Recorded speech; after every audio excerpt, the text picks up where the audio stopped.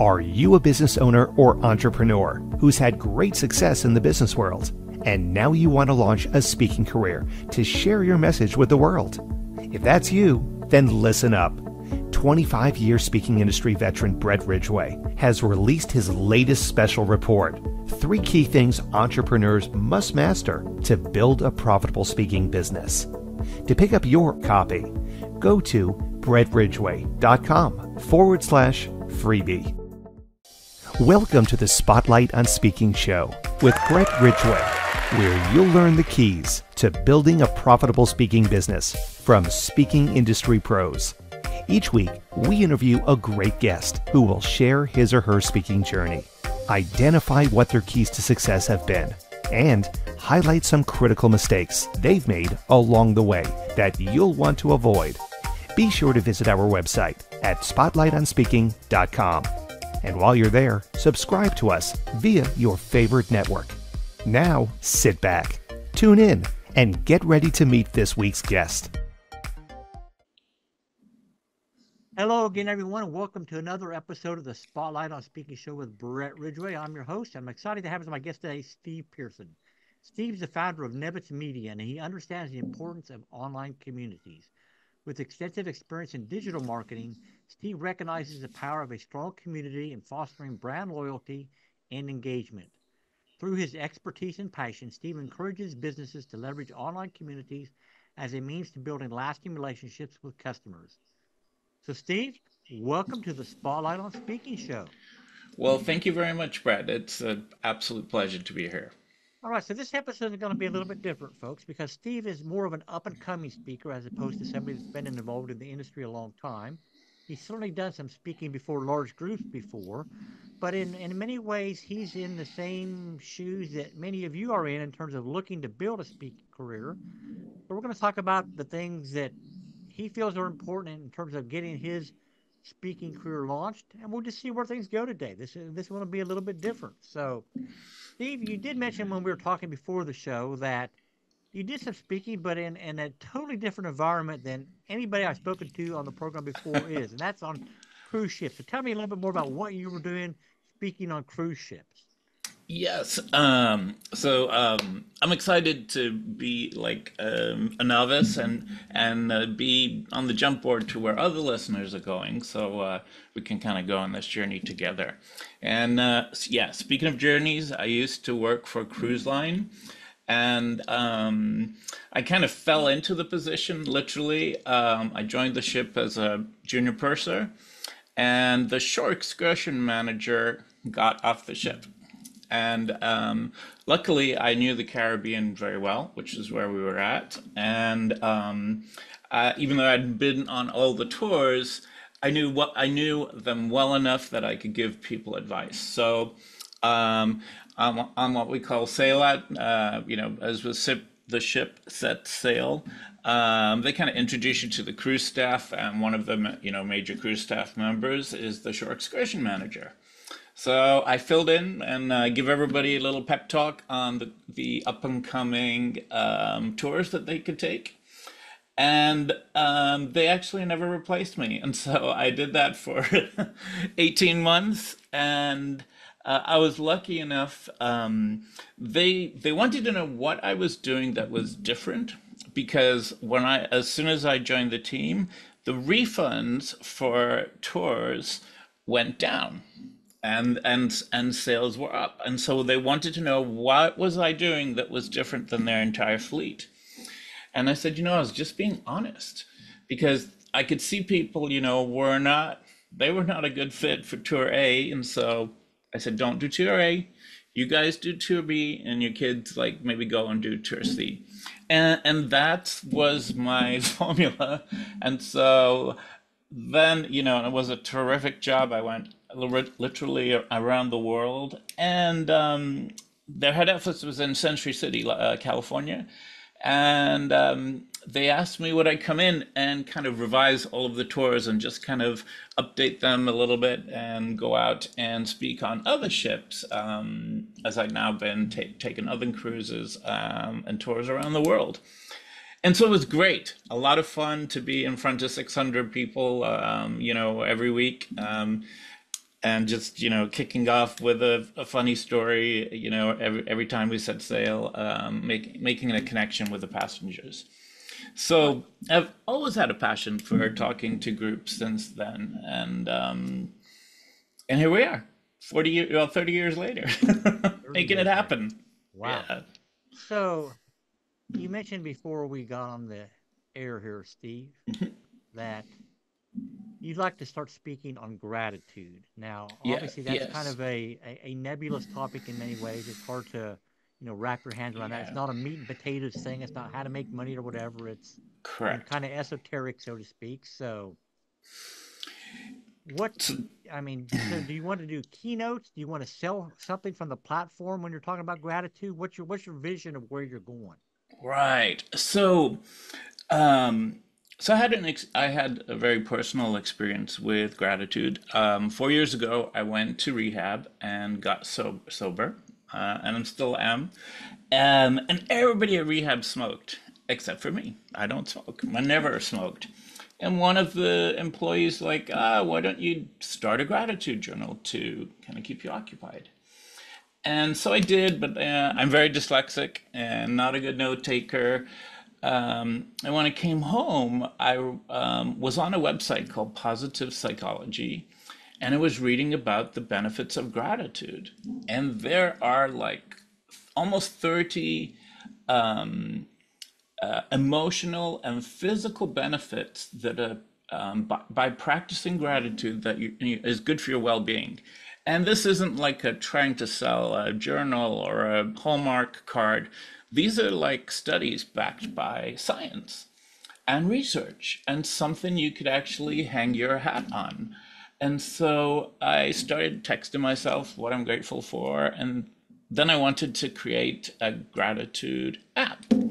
And now I have two. One, one in the Apple Store, and then another one that's in the Apple Store and Google Play. That's a community, a gratitude community, and the one is just a gratitude journal, because the benefits I just are so impressive that I also have a background in medical management. I feel that, and this is my gut feeling, is that if a patient started a gratitude program and it was prescribed by their doctor and people didn't roll their eyes and he says the 28 benefits for your emotional and physical well-being, you got nothing to lose, would you do it? Yes. So that's who I'd like to speak to is healthcare providers. And there's a big convention in November of 2024 of outpatient surgery centers, and it's in Chicago. And I feel that patients that have surgery, if you put them on a gratitude prescription for 6 weeks, their well-being will improve, their surgical recovery will improve, everything will improve. And it's documented, like lowers your blood pressure, helps you sleep better, lowers your stress level, your cortisol levels. So I'm all for that. I'm all for a patient having a better experience. I'm all for patients having a better outcome, and for surgeons, doing a better job. Well, And so these it's are the types of questions, Steve, that one needs to ask themselves as they're looking to put together a speaking career or whatever. So, yes, in your mind, who's your ideal client? What's your target audience going to be?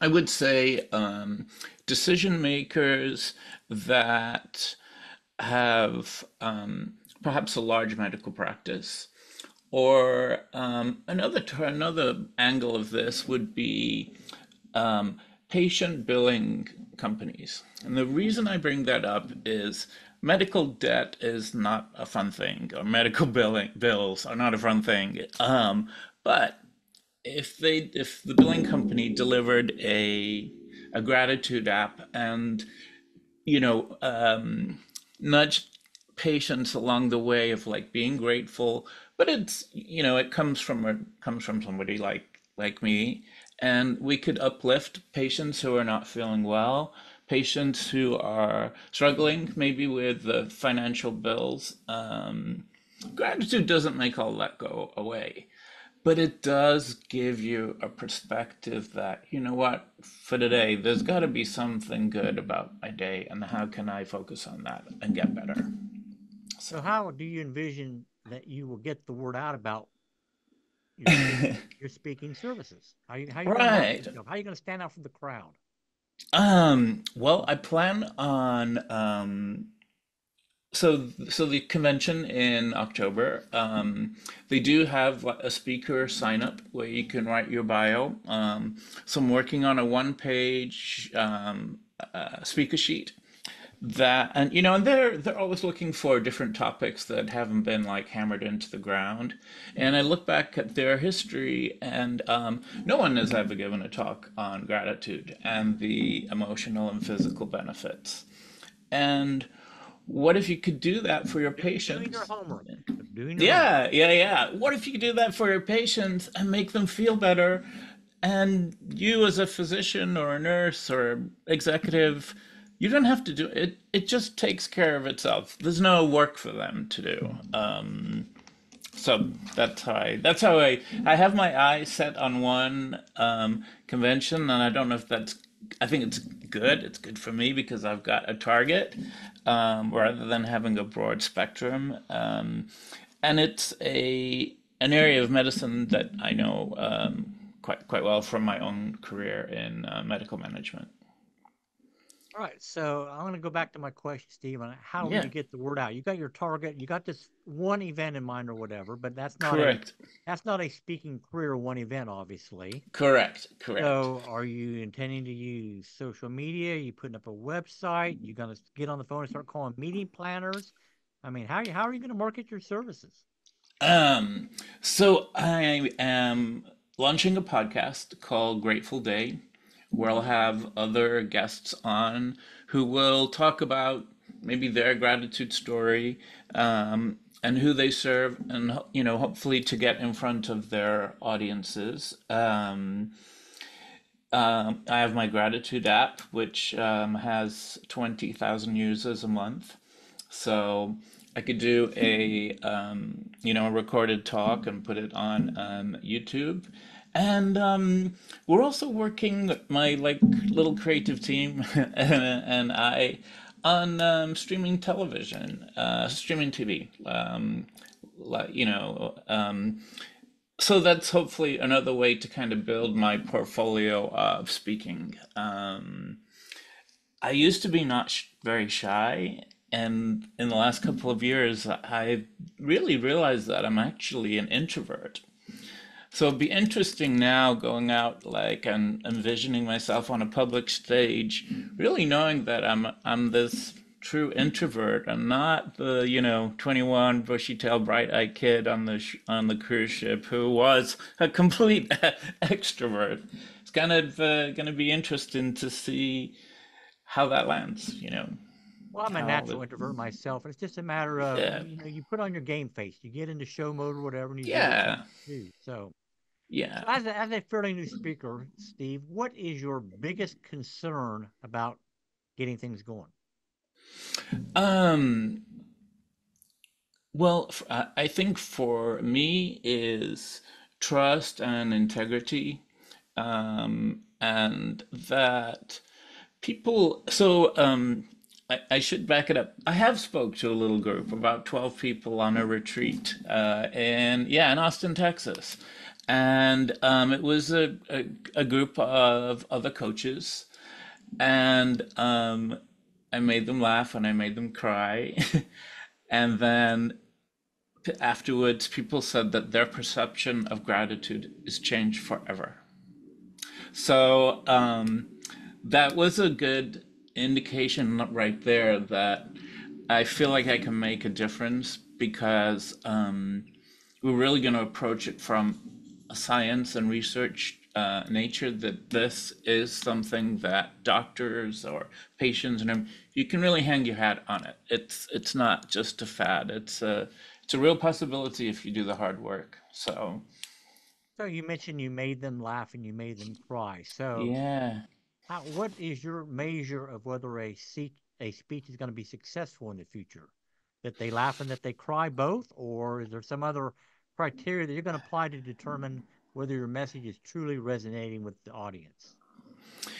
Yeah, I think, in depending on how long, but in a short amount of time, if you can tell a story that people can, relate to, and it drives their emotion of fun to tearful but happy tears, to really at the end of it leaving an impact. I can't tell you, just from that small group, I get little notes and emails that, hey, I thought about you today because, I was grateful for a new pair of shoes, or it's kind of, that's only from like 12 people. So I think if you can leave an impact on the room, um, and inspire people to make a change, like to their habit of making, putting an entry in a gratitude journal every day, that is really what transformation is all about. And making little lifelong habitual changes that can have an impact over time. That is really, in my view, that's transformation, and it's priceless. All right, so I want to give people a little bit more information about what you're doing Yeah, with gratitude and where can they all right. go, get your app if that's something they're interested in, how they can get involved in your world if they so choose. Sure. So I have one app, which is the community app for both iPhones and Android, and it's called Gut Gratitude. And that is a name that I came up with because I had a gut issue, and there's something called the gut-brain connection. Um, when your when your brain is happy, it sends messages to your gut that it's happy. When your brain is stressed, it sends messages to the gut. And the gut is 80 to 90% responsible for our thoughts and feelings. So if you go to Gratitude.com, the website, or you go to any of the app stores and do Gut Gratitude, you can find the community app that's just getting started. Um, the app in the Gratitude Journal app, actually, if you go to Gut Gratitude, you'll also find it. But if you type in Steve Pearson and then gratitude, so my name, Steve Pearson, and gratitude, and hit enter, you'll see the gratitude app in the journal app in the App Store. You'll probably see an article about me. I told you I read an article on positive psychology about the benefits. They wrote an article about me last year about the impact of their blog article. So here's this lady, author, and writing an article for positive psychology. I read it, and it totally changes my destiny and what I'm doing with people. And they wrote a story about that. And you might even find a song that I wrote on YouTube called The Magic of Gratitude as All well. right. Well, Steve, I Yeah. want to thank you so much for joining me today and sharing Thank me you, the Brett. early steps of your speaking journey. And I wish you the greatest of success as you Thank you. continue to build your speaking career on gratitude. Everyone out there, thank you for Great. listening in. This episode's been a little bit different than our normal episode, but that is fine. Great. And as always, I wish you the greatest success in all that you do. Thank you. And may this year Thank, be your greatest year yet. Take care, everybody. Bye bye. uh, thank you, Brett. Thank you so much. Take care. Are you a business owner or entrepreneur who's had great success in the business world, and now you want to launch a speaking career to share your message with the world? If that's you, then listen up. 25-year speaking industry veteran Brett Ridgway has released his latest special report, 3 key things entrepreneurs must master to build a profitable speaking business. To pick up your copy, go to brettridgway.com/freebie. Welcome to the Spotlight on Speaking show with Brett Ridgway, where you'll learn the keys to building a profitable speaking business from speaking industry pros. Each week, we interview a great guest who will share his or her speaking journey, identify what their keys to success have been, and highlight some critical mistakes they've made along the way that you'll want to avoid. Be sure to visit our website at spotlightonspeaking.com. And while you're there, subscribe to us via your favorite network. Now, sit back, tune in, and get ready to meet this week's guest. This has been the Spotlight on Speaking show with Brett Ridgway. Be sure to join us every week as we interview speaking industry pros and have them share their best tips for building a profitable speaking business. Until next week, thank you for tuning in, and remember to visit our website at spotlightonspeaking.com so you can enjoy even more great episodes like this one. While you're here, be sure to subscribe via your favorite network. We look forward to seeing you next time on the Spotlight on Speaking show. Until then, our sincere best wishes to you for the greatest of success as you work to build your own profitable speaking business.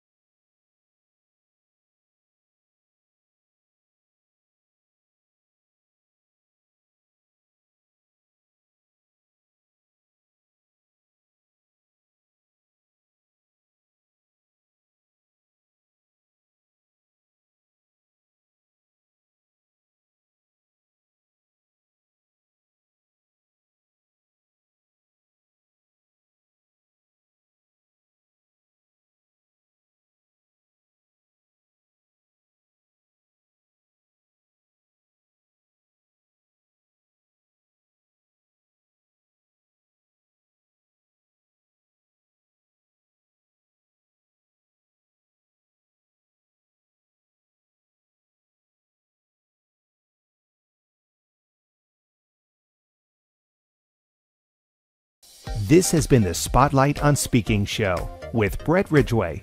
Be sure to join us every week as we interview speaking industry pros and have them share their best tips for building a profitable speaking business.